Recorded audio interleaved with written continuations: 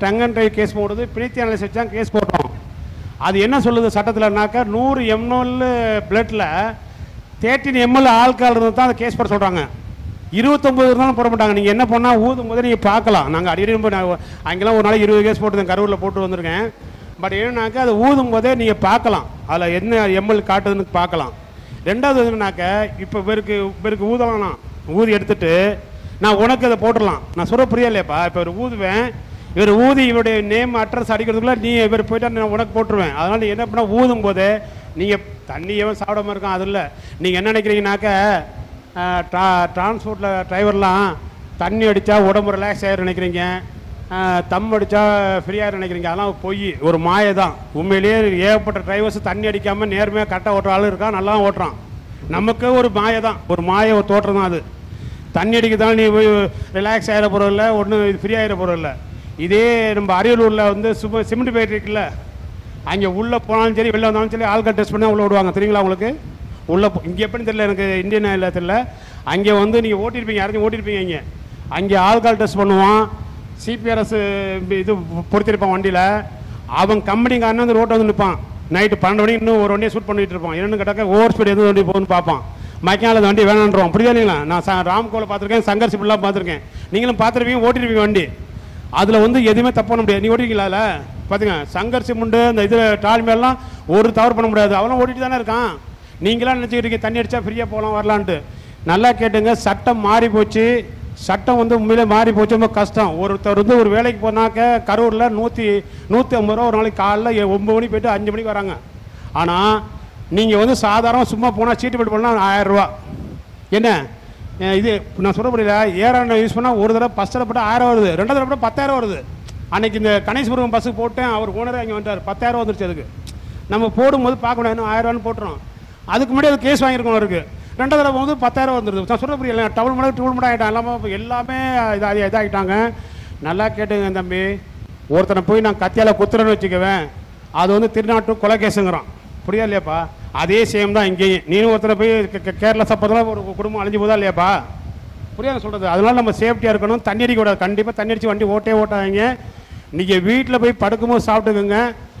சட்டம் ரொம்ப மோசமாகிடுச்சு, இப்போது ரொம்ப மோசமாகிடுச்சு சட்டம். எனக்கே கஷ்டமாக தான் இருக்குது. கேஸ் போடும்போது நானே நொந்து போய் தான் கேஸ் போடுறேன். அவ்வளோ அமௌண்ட் அதிகமாக இருக்குது. புரியலப்பா? அமௌண்ட்லாம் அதிகமாக இருக்குப்பா.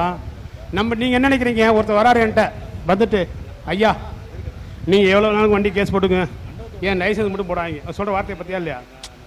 அப்போலாம் இல்லை, நம்ம நம்பி தான்ப்பா வண்டி தரான் அந்த ஓனர். புரியா இல்லையாப்பா? எனக்கு இந்த டிபார்ட்மெண்ட் சம்மந்தம் தரணும், நேர்மையாக இருக்கணும் இல்லையா டிபார்ட்மெண்ட்டுக்கு? அது மாதிரி ஒன்று நம்பி ஒரு 15-20 லட்சம் வண்டி தானே, நீ அவருக்கு நேர்மையாக இருக்கணும்னா இல்லையா? நம்மளாம் முடிஞ்ச அளவுக்கு சார் சாரி சார் கோச்சுறாங்க சார் போடாங்க சார் போட்டு சொல்லிட்டு போங்க. ரெண்டாவது வண்டி முன்னெல்லாம் வந்து இந்த மிஸ்யூஸ் கைவிட்டலாம் நடக்கும். இப்போ யாரும் மேக்ஸிமம் எல்லாமே அவாய்ட் பண்ணிட்டாங்க எல்லா இடத்துலையுமே.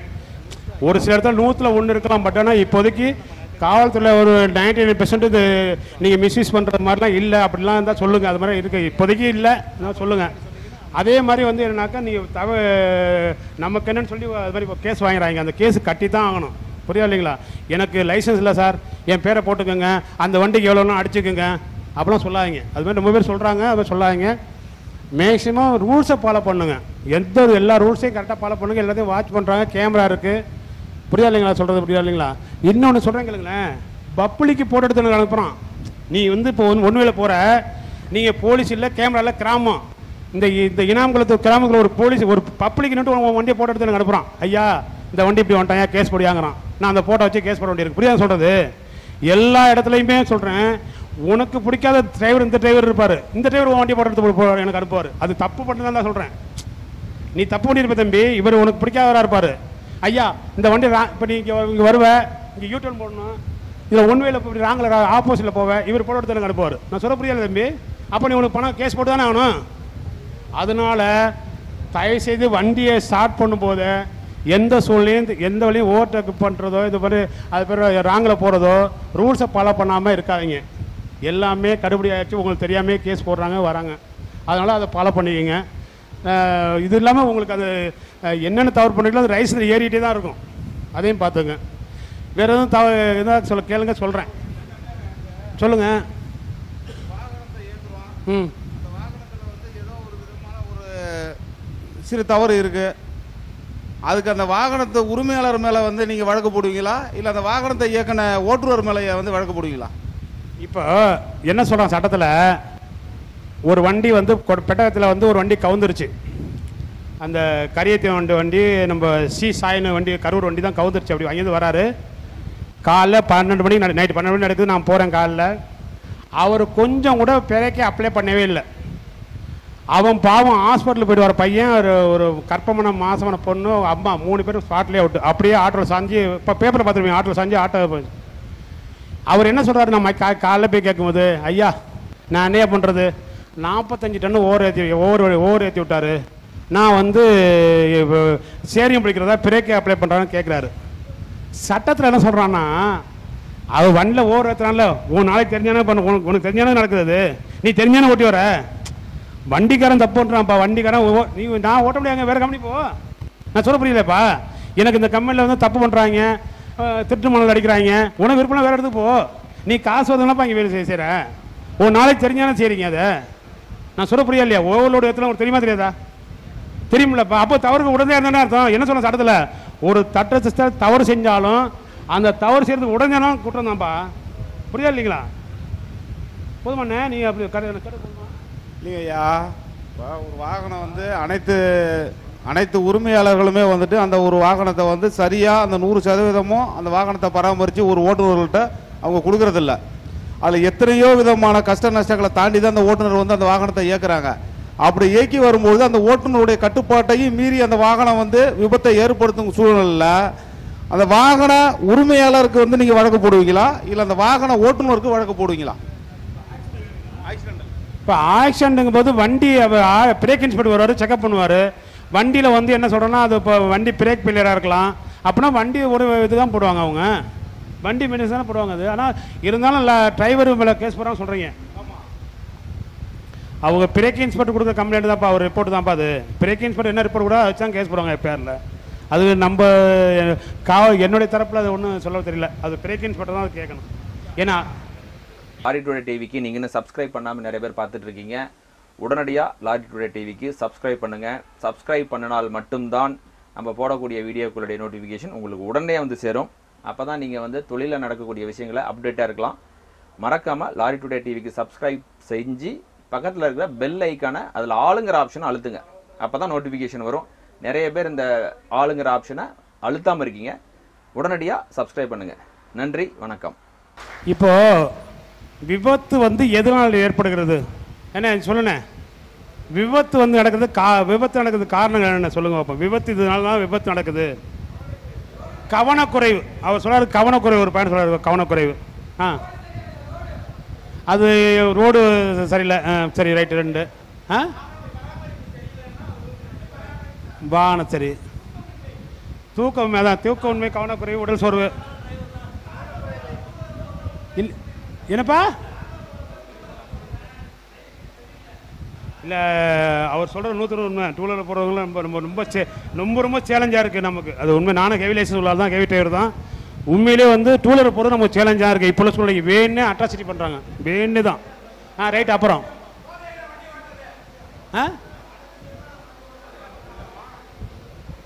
அதாவது என்ன சொல்கிறோன்னா, மோட்டார் வெஹிக்கிள் ஆக்ட் பிரகாரம் நம்ம வந்து அது ஆக்சிடென்ட் ஆகிறதுக்கு அதிக காரணம் என்னன்னாக்க அதிவேகம் வேகமாக ஓட்டினா அது வந்து ஆக்சிடென்ட் நடக்கும்.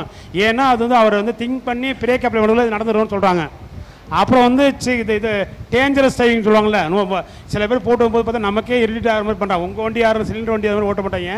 பட் சில வண்டியெல்லாம் இந்த டிப்பர் வண்டியெல்லாம் பார்த்தீங்கன்னா ரொம்ப அநியாயம் பண்ணுறாங்க. ஒன்று. ரெண்டாவது வந்து ட்ரங்க் அண்ட் மூடில் ஓட்டினா கண்டிப்பாக வந்து ஆக்சிடென்ட் நடக்காம செய்யும். நீங்கள் வேணால் பாருங்கள், அதிக ஆக்சிடென்ட் போய் நாங்கள் என்கொயரி பண்ணும்போது அந்த பையனை நீங்கள் தண்ணி அடிச்சு தான், அந்த டிரைவர் பாண்டிச்சேரியிலேருந்து வரோம், தண்ணி அடிச்சிருக்கான், வண்டியில் பாட்டில் இருக்குது. தண்ணி அடிச்சுன்னா கண்டிப்பாக சேஃப்டி பண்ண முடியாதுங்க. நம்ம இதுக்கான உங்களை வந்து தண்ணி அடிக்க சொல்லலை. பட் தண்ணி அடிக்கிறதுனால நீங்கள் வண்டி ஓட்டுறதுங்கிறது அது எனக்கு இது உடன்பாடு இல்லை. அதில் வந்து ஒன்றும் நோ யூஸ். நம்மளாம் நினச்சிக்கிட்டு இருக்கோம், ஐயோ உடம்பு வலிக்குது, கால் வலிக்குது, கை வலிக்குதுன்னு. நீங்கள் ஒரு மாதம் தண்ணி அடிக்காம வண்டி ஓட்டுகளை பார்ப்போம், ஒன்றும் ஆக போகிறதில்ல. உண்மையே சொல்கிறேன் தம்பி, உண்மையிலே சொல்கிறேன். தண்ணி அடிக்காமல் வண்டி ஓட்டினா ஒன்றும் ஆக போகிறதில்ல. நீங்களாக தான் நினச்சிக்கிறீங்க. ரைட்டு. அப்புறம் என்ன எதனால் நடக்குது? நீங்கள் என்ன பண்ணுறீங்கன்னா, வண்டியில் போகும்போது வண்டி உள்ளேயே பக்கத்தில் ஒரு ஆளை பேச விடுறது. ரெண்டாவது என்னன்னாக்கா இந்த செல்ஃபோனை பார்க்குறது. நான் சொல்ல புரியாதுங்களா? இதான் சின்ன சின்ன மைனர் மிஸ்டேக்லாம் தான் ஆக்சிடென்ட் நடக்குது. இதெல்லாம் கொஞ்சம் தவிருங்க. புரியுதா இல்லைங்களா? இதெல்லாம் கொஞ்சம் தவிருங்க. ரெண்டாவது வந்து உங்களுக்கு போகும்போது ரோட்டில் எனக்கு இந்த சைன் போர்டு இருக்குது, கண்ணை கூசுகிற மாதிரி இருக்குது அப்படின்னா சொல்லுங்கள், அது மாதிரி செய்யலாம். புரியா இல்லைங்களா? நீங்களே இப்போ போகிறீங்க ஒரு ரோட்டில், ஒரு பெரிய ஹைவே, ரொம்ப டேசிங் கட்டில ஒரு வண்டி வரான் பாருங்கள், ஃபோட்டோ எடுத்து எனக்கு அனுப்புங்கிறேன். அவனுக்கு நான் ஓனருக்கே அடிச்சு ஆப்பில் இதில் போய் பார்ப்பேன், வாகனில் பார்ப்பேன், ஓனருக்கு அடிச்சு ஐயா உங்கள் வண்டி இப்படி போகுது, இதனால மற்ற வண்டிகளுக்கு ஆக்சிடென்ட் ஆகிற மாதிரி இருக்குது பாருங்கள், கேஸ் போட்டுருன்னு சொல்லிடுவேன். நான் சொல்ல புரியல, தவிர நான் கேட்கணும் இல்லைங்க, நீங்களே கேட்கலாங்கிறேன். இப்போ அப்படி தான் வந்துச்சு சட்டம். அதுக்கு வேண்டிய ஒரு ஃபோட்டோ, நான் சொல்கிறது ஒரு ஃபோட்டோ மட்டும் தான் போதும். ஒரு ஃபோட்டோ எடுத்து நீங்கள் அனுப்புங்க, என் நம்பருக்கு அனுப்புங்கிறேன். நான் அடுத்த சைடில் அவர் நம்பருக்கு அடித்து, வண்டி நம்பர் ஓனருக்கு அடித்து ஓனர்கிட்ட சொல்லிடுவேன், இப்படி இருக்குங்க வண்டியிலேயே கருப்பு ஸ்டிக்கர் விட்டுங்கன்னு சொல்லிடுவேன். புரியுதா இல்லைப்பா?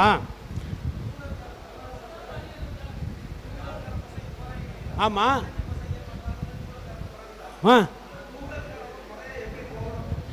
நீங்கள் என்னென்ன சொன்னேன், நீ ஏன்னா வம்பளுக்கு சண்டையெல்லாம் போட பேசாமல் இருந்தேன். என்ன நீ வண்டியில் உட்காந்துக்கிறேண்ணே, சேனில் உட்காந்துக்கிறேன், அப்படியே ஃபோட்டோ எடுனேன், ஒரு ஃபோட்டோ அப்படியே வண்டி நம்பரோட எடுனேன். நீ பாரு அடுத்தவரெலாம் லாரி வேணா ஓடி போயிடுவான். அவன் நீ வேணா உண்மையை சொல்கிறேன், நீ வந்து வண்டி ஓடிக்கப்பா, நீ ஒன்றும் சண்டையெல்லாம் போட வேண்டாம், ஒரு ஃபோட்டோ வண்டி நம்பர் வேணாண்ணா, வண்டி நம்பர் ஓடிங்க. நான் ஃபோட்டோ எடுத்து போட்டேன், எப்போ தம்பி லாரி கட்டவே மோதினி எப்போ நான் கேட்பேன். ஒன்று யாரும் தெரியாது அவனுக்கு, எனக்கு ஃபோட்டோ இருக்குல்லப்பா, நான் கேட்கணும்னு என்ன கேளு, மக்கால உனக்கு அந்த ஃபோட்டோ எடுத்து அவனுக்கு கேஸ் போட்டு உனக்கு வாட்ஸ்அப்பில் நான் அனுப்புகிறேன். நான் சொல்ல புரியலையப்பா, நான் அனுப்புகிறேன்ப்பா உனக்கு. நம்ம ஏன் சண்டை போடுறீங்க, அவன்கிட்ட வம்பளுக்குறீங்க? நான் வம்பளுக்கு அதுக்காண்டி போய் தேவையில்லாத பண்ணக்கூடாது. புரியாத சொல்கிறது, தேவையில்லாத நம்ம செய்கிற நியாயமாக இருக்கணும், தர்மமாக இருக்கணும்.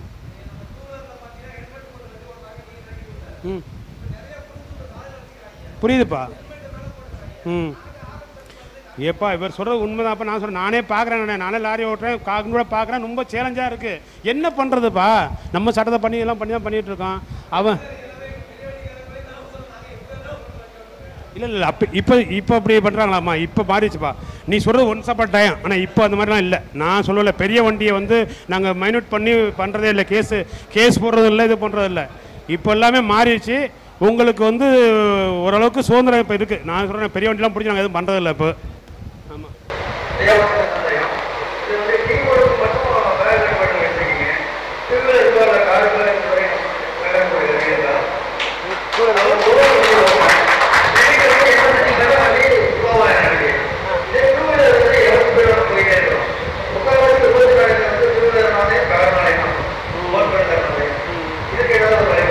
இப்போ என்ன பண்ணுறாங்கன்னா, இன்றைக்கி ஒரு பேப்பரில் வருது, என்ன வருது, 2 பேர்கிட்ட ரேஸ் செய்யும் பண்ணான்னு வருது. மக்கால என்ன பண்ணுறாரு கமிஷனர், இந்த வண்டி எங்கே தான் வீட்டில் தூக்கிட்டு வாங்க, இப்போ கேஸ் போடுங்கிறாங்க. புரியா இல்லையா? அதே மாதிரி ஒரு சிக்னல், எல்லாரும் சிக்னல் இருக்குது. இப்போ நீ சொல்கிற ஐயா நாங்கள் வந்தங்கய்யா, இத்தனை மணிக்கு வந்தங்கய்யா, 2 கரெக்டாக 8:50 வந்தங்கய்யா, இந்த இடத்துல ஒரு வண்டிக்காரன் பயங்கர பாஸாக போனால் நான் உடனே கேமரா போய் செக்அப் பண்ணுவேன். புரியா இல்லையா? அந்த கேமரா பார்த்து கேஸ் போடுறேன்னே, நான் போடாமலாம் இல்லை. என்ன பண்ணுனா, சில பேக்கு நம்பர் வச்சுருக்காங்க. நீங்களே லாரியில் வந்து ஒரு நம்பர் சுரண்டிடுறீங்க கேஸ் போடுறோன்னு, அவன் என்ன பண்ணுறான், 2 போய் நம்பரை போட்டு போகிறான். அதுதான் மாட்ட பண்ணிக்குது. புரியா நான் சொல்கிறது? இது உண்மையிலே நாங்கள் வண்டி நம்ம செக்அப் பண்ணுறது, அது மாதிரி வண்டியே லாரி நம்பராக இருக்குது. ஒரு 2 அடித்து பார்த்தா லாரி நம்பராக இருக்குது. அப்புறம் எங்கடி பிடிக்கிறது அவனை? நாங்களும் ஆள் அடையாளம் தெரிய முடியல. ஓரளவுக்கு நீங்களும் தான் காவல்துறையில் சொல்கிறாங்க, ஆக்சிடென்ட் குறைக்கிறதுனா நான் மட்டும் முடியாதுங்க, நீங்களாம் சேர்ந்து செஞ்சாதாக்க நம்ம திருச்சியில் இந்த ஏரியாவில் நீங்கள் வந்து வண்டி ஆக்சிடென்ட் குறைக்க முடியும். அதான் உண்மை. வேறு பாஸாக போகிறாப்புல சொல்கிறாப்புல, பாஸாக போகிறப்ப சொல்கிறாப்புல, அதெல்லாம் என்ன சொல்கிறாங்க தெரியுமா, லைசன்ஸை வாங்கி எப்பா இப்போ என்ன சொல்கிறாங்கனாக்க, சின்ன பசங்களாக இருந்தால் 18 வயசு கீழே இருந்தாக்க அவங்க அப்பா அம்மாவுக்கு 20,000 கேஸ் போட சொல்கிறாங்க. சொல்லி போய் கேட்டிருக்காங்க பாருங்க, இப்போ கோர்ட்டில் ஹைகோர்ட்டில் கேட்டிருக்காங்க, இது வரைக்கும் எத்தனை கேஸ் போட்டிருக்கீங்கன்னு கேட்டிருக்காங்க. நாங்கள் என்ன பண்ணுவோம், வர சொல்லி அவன் அம்மா அப்பாட்ட எழுதி வாங்கிட்டு உன் பையன்ட்ட வண்டி கொடுக்கான்னு சொல்லி நான்லாம் போட்டிருக்கேன், நிறைய கேஸ் போட்டிருக்கேன். அதுமாதிரி டிடி கேஸ் 18 வயசுக்குனாக்கா ஜுனியர் கோர்ட்டுக்கு அனுப்புகிறாங்க. அங்கே வந்து ஒரு ஹாஸ்பிட்டலில் போய் 20 நாள் வேலை பாருன்னு சொல்கிறாங்க. எல்லாம் செஞ்சுட்டு தான் இருக்கோம், நாங்கள் செஞ்சுட்டு தான் இருக்கோம். பட் 25,000 ஒரு பாதிப்பு உன் பையன் இருக்கான்னு வச்சுக்க, 20,000 ஒரு கஷ்டமாக இருக்குமா இல்லையா? அது மாதிரி வச்சு அட்ஜஸ்ட் பண்ணி நாங்கள் விடுறது. இந்த பசங்களாம் அப்படி பண்ணிகிட்டு இருக்காங்க, வேற ஒன்றும் அவ்வளோதான். இது மாதிரி எப்போ எந்த வயலேஷனாலும் நீங்கள் தான் ரோட்டில் போகிறாள். நல்லா கேட்டுக்குங்க, கோல்டன் ஹவர்ஸ்னு ஒன்று இருக்குது. ஆக்ஷன் ஆனால் 1 ஹவருக்குள்ளே ஹெல்ப் பண்ணாக்க உங்களுக்கு வந்து நல்லா சர்டிஃபிகேட் வாங்கி தருவோம், பண்ணுங்க. அதே மாதிரி எந்த ஒரு அநியாயம் நடந்தாலும் எனக்கு அடிங்க. நான் இங்கே வந்து இந்த road Manapparai road, Karur road, அந்த இந்த ரோடு இது எல்லாம் பார்க்குறேன். 2வது நான் வந்து இங்கே திருச்சி சிட்டியில் ஃபுல்லாகவே இங்கே சர்வீஸ் பண்ணியிருக்கேன். எல்லா இடத்துலையும் சரி, எங்கே இருந்தாலும் சரி எனக்கு சொல்லுங்கள், நான் உடனே அந்த ஏரியாவுக்கு ஆர்ஐக்கு போட்டுருவேன். நான் சொல்கிறது இல்லையாங்க, ஒரு ஆக்சிடெண்ட்டாக இருக்கட்டும், நல்ல விஷயமா கெட்ட விஷயம் இருக்கட்டும், ஒரு ரோடு ப்ராப்ளமாக இருக்கட்டும், எதாக தான் சொல்லுங்கள், என் நம்பர் வாங்கி சொல்லுங்கள், நான் ஹெல்ப் பண்ணுறேங்கிறேன்.